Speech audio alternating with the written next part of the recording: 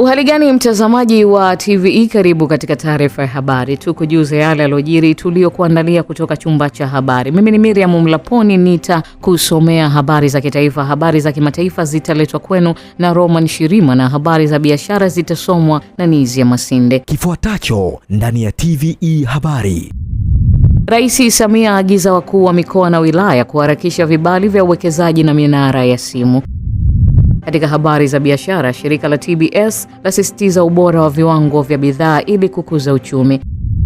Na katika habari za kimataifa, Rais Putin asitisha mapigano na Ukraine kupisha Pasaka ya Orthodox.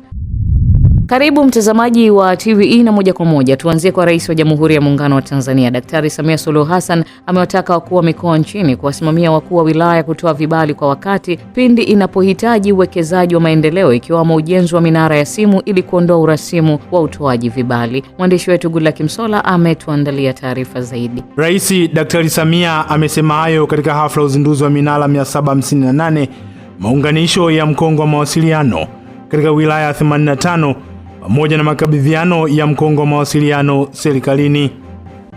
Aidha, Daktari Samia ameitaka wizara kushirikiana na wataalamu mbalimbali kutoka taasisi binafsi ili kuandaa mfumo wa matumizi sahihi ya akili unde AI ili kulinda maadili ya vijana. Wizara ya Teknolojia ya Habari na Mawasiliano kuzipatia mitaji kampuni changa za vijana, yani startups, ili ziweze kukua zaidi.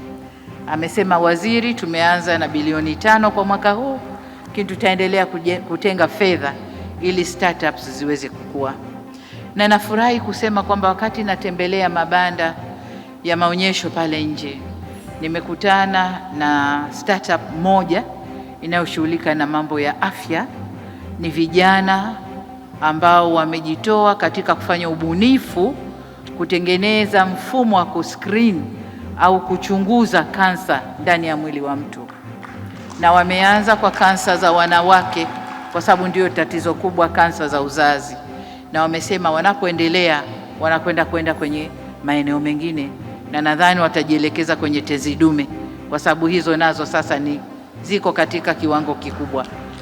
Kwa hiyo nikupe moyo na nikuhamasishe waziri kuwapatia vijana hawa mtaji ili waweze kutoka hatua moja na kwenda hatua nyingine kama walivyojipanga. Kwa upande wake, mwenyekiti wa kamati ya kudumu ya bunge ya miundombinu Selemani Kakoso ameitaka serikali kuhimiza shirika la TTCL kufanya haraka ukamilishwaji wa mkongo wa taifa nchini jirani na Jamhuri ya Kidemokrasia ya Kongo DRC, kwa kuwa mradi huo una manufaa makubwa kwa taifa la Tanzania, huku waziri wa mawasiliano na teknolojia ya habari nchini Angela Kairuki akisema kuwa fedha zote zinazotolewa na serikali zitafanya kazi kwa kutekeleza miradi yote ya mawasiliano kama ilivyopangwa.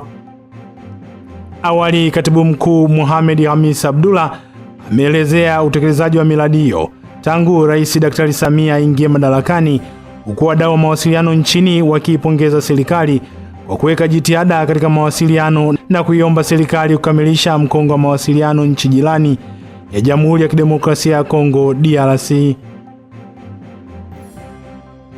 Hafla hiyo imefanyika jijini Dodoma katika ukumbi wa Jakaya Kikwete Convention Center na kuhudhuriwa na viongozi na wananchi kutoka maeneo mbalimbali hapa nchini. Asante sana Gula Kimsola kwa taarifa hiyo. Watu 85 wanashikiliwa na jeshi la polisi kufuatia uzushi na uvumi wa baadhi ya watu kuzua taharuki na kueleza kuibiwa nyeti zao, hali iliyopelekea vitendo vya uvunjifu wa amani ikiwemo vurugu na kusababisha baadhi ya watu kushambuliwa, kujeruhiwa na wengine kupoteza mali zao, ambapo watatu tayari wamehukumiwa kifungo cha miezi 6 kwa kosa hilo. Taarifa Daniel Simarta kutoka Mbeya inatuarifu zaidi. Hayo yameelezwa na kamanda wa polisi mkoa wa Mbeya Saka Benjamin Kuzaga kufuatia kuwepo kwa matukio ya uzushi ya kuibiwa nyeti yanayoendelea nchini, ambapo amesema kuwa watuhumiwa watatu wametiwa hatiani na kuhukumiwa kifungo cha miezi 6 jela kila mmoja kwa kosa la kutoa taarifa za uongo na kuzua taharuki kwa kueleza kuibiwa nyeti zao baada ya kushikwa bega.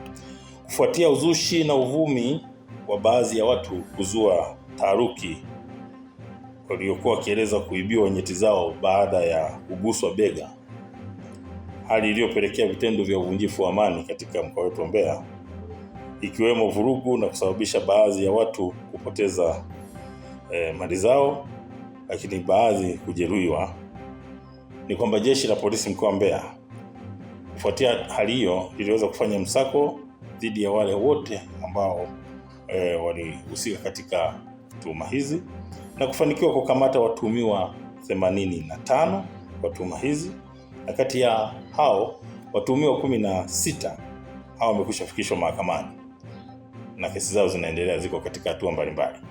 Watuhumiwa 69 taratibu za sheria zinaendelea kukamilishwa ili na wao waweze kufikishwa mahakamani. Aidha, tarehe 9 mwezi wa 4 mwaka 2026 watuhumiwa watatu ambao sasa ni Onia Bahati Sanga mwenye umri wa miaka 20, huyu ni mkazi wa Ntokera, na Legani Joshua Kaseke naye ana umri wa miaka 20, naye ni mkazi wa Uyole. Hao walifikishwa katika mahakama ya mwanzo wa wilaya ya Rungwe. Watuhumiwa wote watatu kwa pamoja katika mahakama mbili tofauti wameweza kutiwa hatiani kwa kutumikia kifungo cha miezi 6 kila mmoja kwa kosa la kutoa taarifa za uongo kwamba walipotelewa sehemu zao za siri.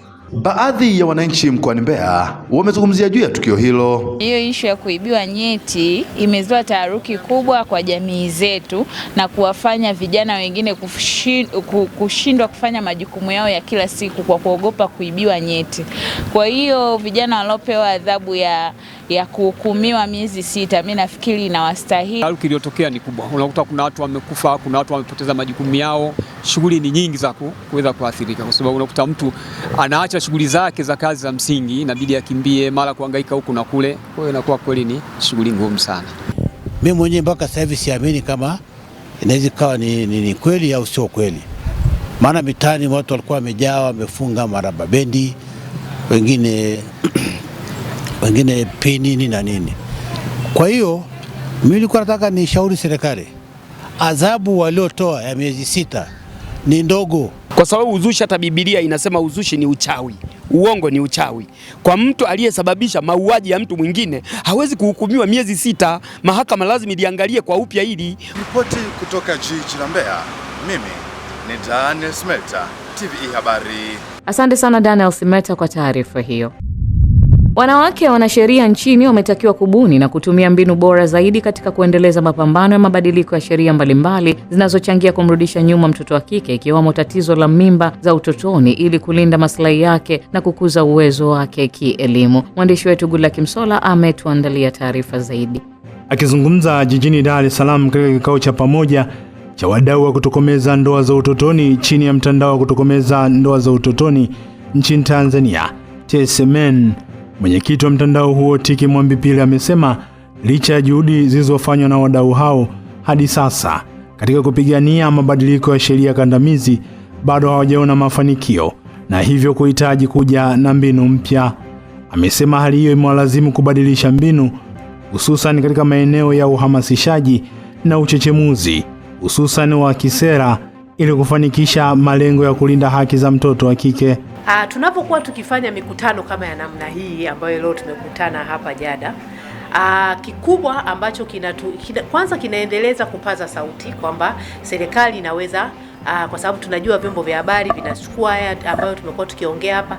Kwa hiyo jamii sasa inaendelea kuelimika, kwa hiyo ni njia mojawapo ya kutoa elimu, lakini ni njia mojawapo ambayo sisi tunatumia fursa kuikumbusha serikali, kulikumbusha bunge kufanyia marekebisho hii sheria ya ndoa, kwa sababu hii sheria ya ndoa ina miaka mingi sana, tangia mwaka 71 mpaka leo. Kwa hiyo ni njia mojawapo ya sisi kukumbusha serikali, lakini ni njia mojawapo ya kutoa elimu kwa jamii ili waweze kutambua haki zao na kudai. Kwa upande wake, kaimu mkurugenzi mtendaji wa shirika la utu wa mtoto CDF, Irene Ernest, amesema mkutano huo umelenga kujadili mafanikio yaliyopatikana, ikiwa ni pamoja na kuweka mikakati mipya ya pamoja na kuweza kukabiliana na changamoto zilizopo kwa sasa. Amebainisha kuwa bado kuna haja ya kufanyia kazi maeneo mbalimbali ya kisera na kisheria ili kuhakikisha mtoto wa kike analindwa ipasavyo dhidi ya vitendo vya ukatili ambavyo vimekuwa vikimkwamisha kimaendeleo.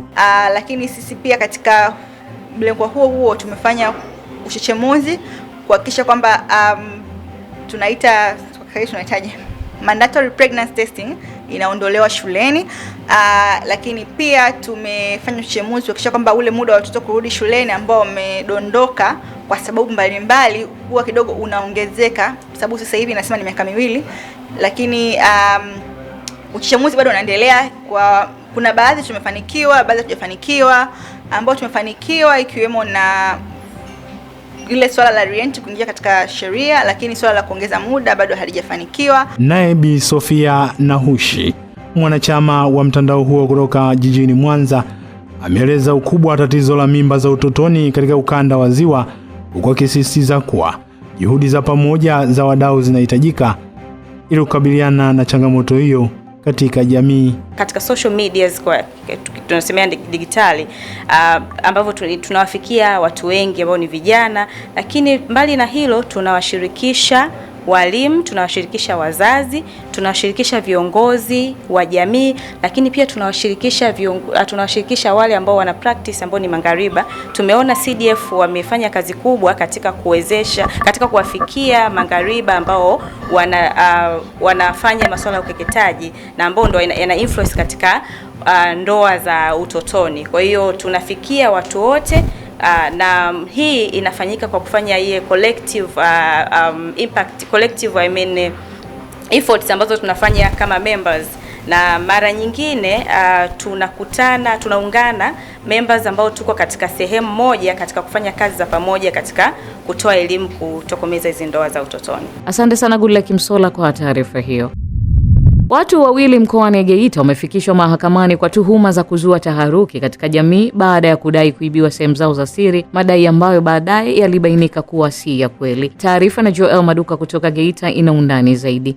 Akizungumza na waandishi wa habari leo, kamanda wa polisi mkoa wa Geita Safia Jongo amesema mtuhumiwa wa kwanza ni Abdulaziz Kabangilila, mkazi wa Motolole mjini Geita, ambaye tayari amehukumiwa kifungo cha miezi 6 jela baada ya kupatikana na hatia kuzua taharuki kwa jamii.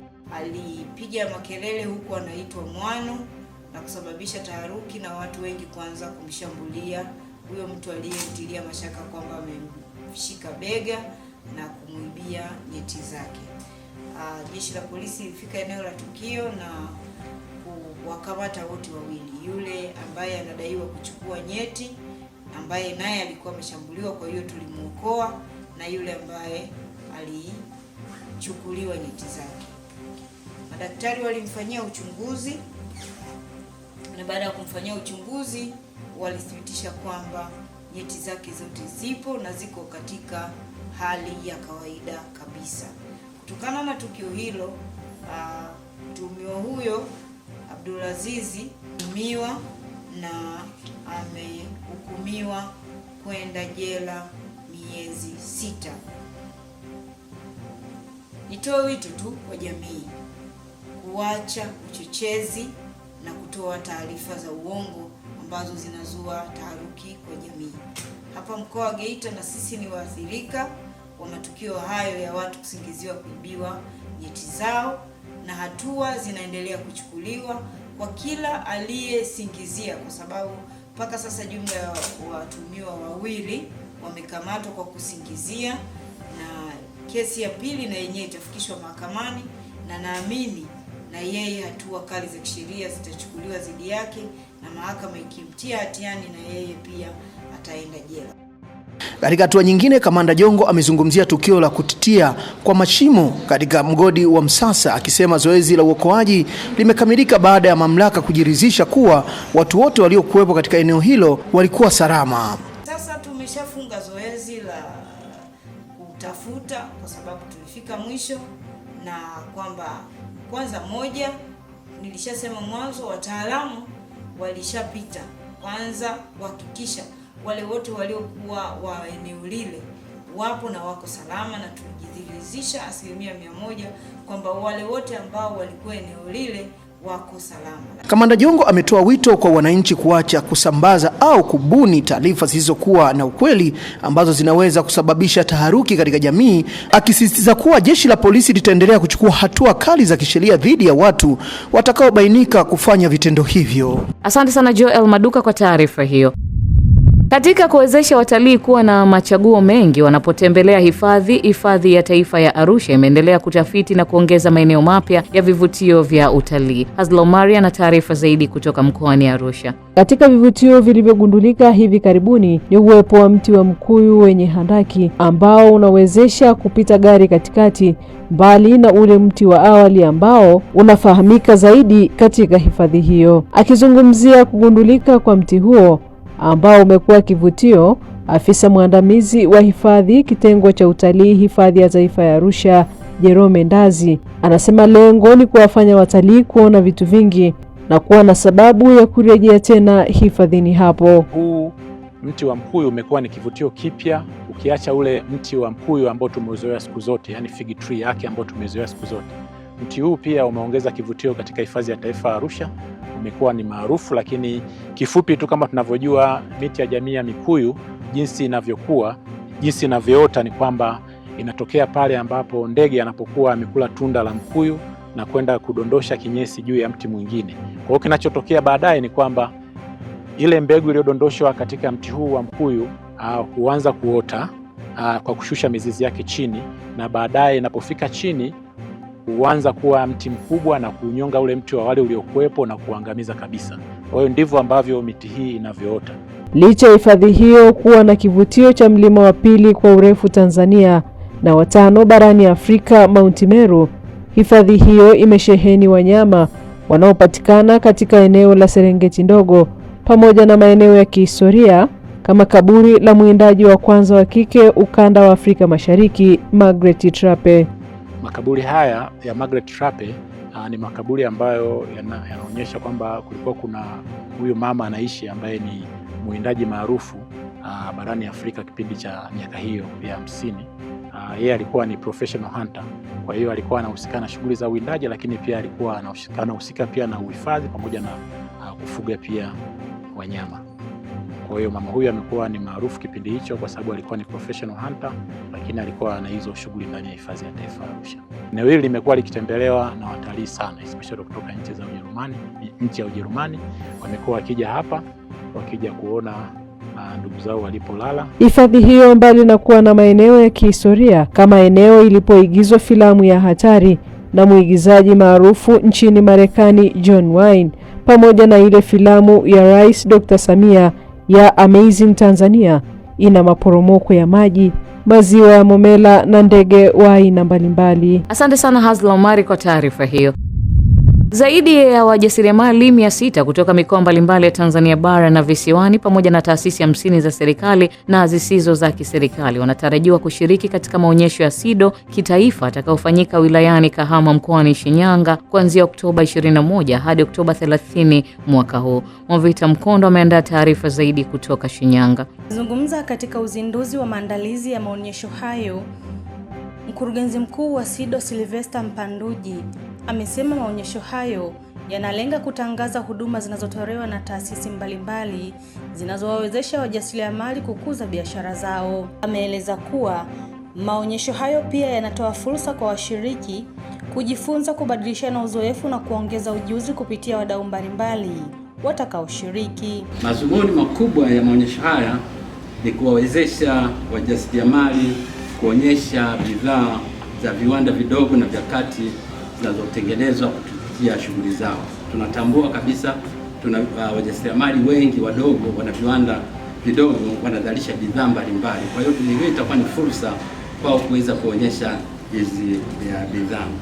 Lakini dhumuni kubwa jingine ni kuonyesha teknolojia mbalimbali zinazozalishwa hapa nchini kutoka katika vituo vyetu vya SIDO, lakini vile vile